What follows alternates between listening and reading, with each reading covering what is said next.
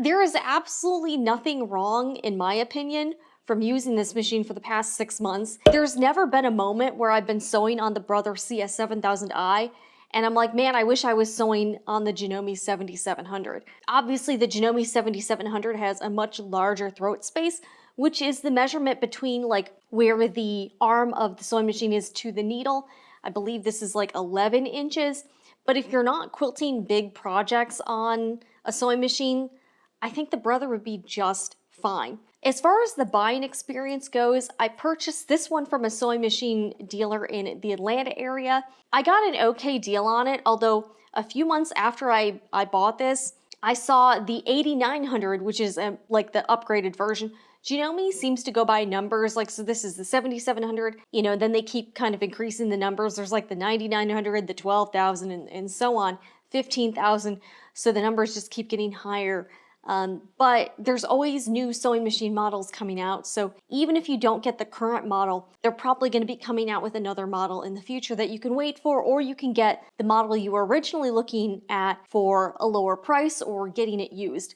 The 7700 is no longer being manufactured, so yes, you would have to find this secondhand or try to get an upgraded version of this. So here's my thoughts on getting a sewing machine from like a dealer versus buying it from a place like Amazon or like getting it from Walmart or Costco, which I know a lot of people who are new to sewing or don't know much about sewing end up doing that. I think both methods are fine, and I think it's a really personal choice, and I would never bash someone or crap all over them if they said they bought a sewing machine from Amazon. Obviously, I'm okay with that because I bought this sewing machine from Amazon. I also think if you want to get it from a dealer, that's great too. I think both methods of buying a machine, they work for different people. A lot of people do want to support their local sewing machine dealer. I'm glad I did for this one, although I will say this, not everyone lives close to a sewing machine dealer. So for the people like, you have to buy a sewing machine from a sewing machine dealer, what if the closest one is like 2 hours away from you and then you have to keep taking it back there to getting it serviced? That's not very convenient. And I know a lot of people, especially younger people, might not be that motivated to do that. I bought this one and it came with 3 years of servicing.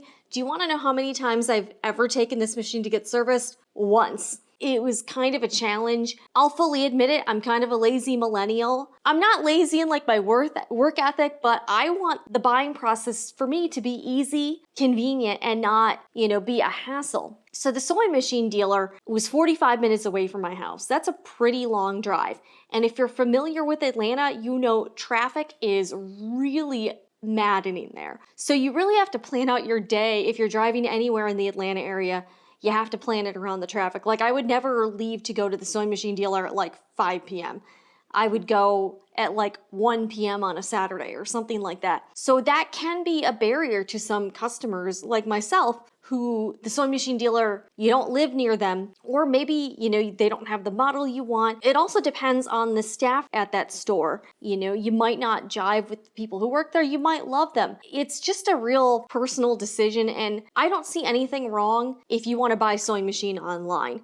In fact, I would also say that a lot of sewing machine dealers are going online now and they're selling their certain models on their website, or a lot of small businesses operate on Amazon via their third-party vendor program. You could buy a sewing machine from a local quilt shop who has an Amazon store. I'm not going to fault someone for their buying preference. There are people who are homebound.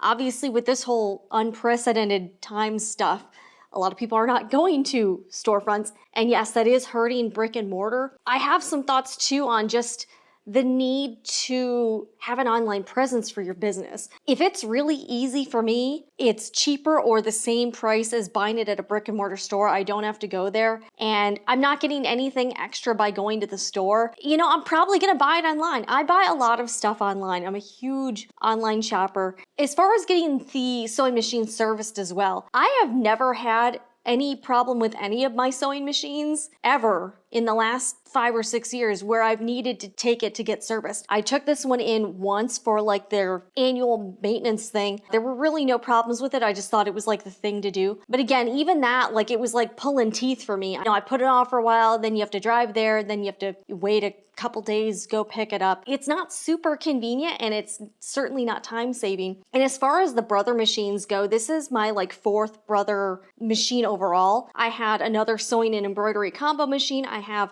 the embroidery machine and I have a serger. For the price of these machines, I think they're a great value. I've never had anything mechanically or even anything with the computers go wrong with them.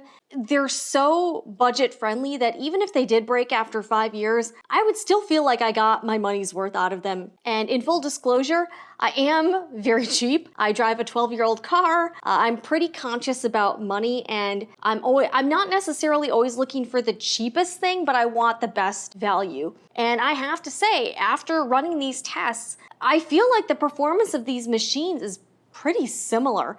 I didn't see any super huge differences. For this entry-level budget machine, do I think this machine is worth 15 times the price? I gotta say no. And I hate to say that because I do really like this machine. In hindsight though, and I've talked about this before on the channel, I would not have purchased this machine if I knew back then what I know now. This is a wonderful sewing machine.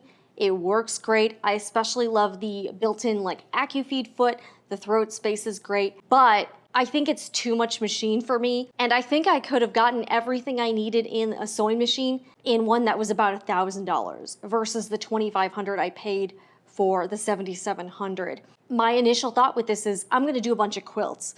Do you know how many quilts I've made in the last 5 years?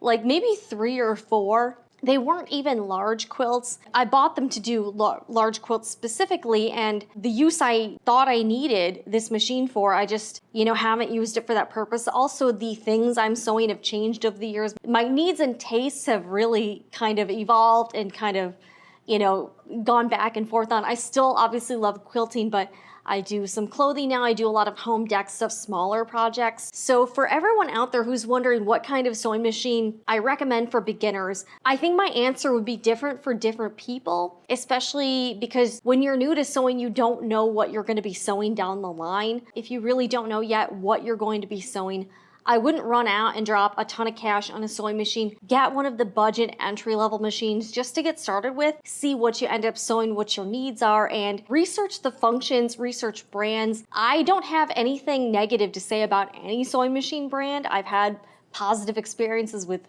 all of them so far. I don't necessarily think buying an expensive sewing machine is any better, especially after this test I ran today. Clearly, the stitching is pretty comparable. Most people wouldn't be able to tell the difference. If I buy 15 of these, it would equal the cost of this. So if this machine can last about 5 years, I'll be happy with that. 10 years, awesome. And I will say that this is not the type of machine you want to get like repaired. If you have a major problem with it, I would reach out to the Brother customer service, see about the warranty. These are all under warranty if you buy it from an authorized seller. The thing about these entry-level machines is that usually the cost of repairs, if it's like not included with the warranty, is gonna not be worth it compared to what you paid for it. But again, I personally have not had any machine failures with any of my Brother machines.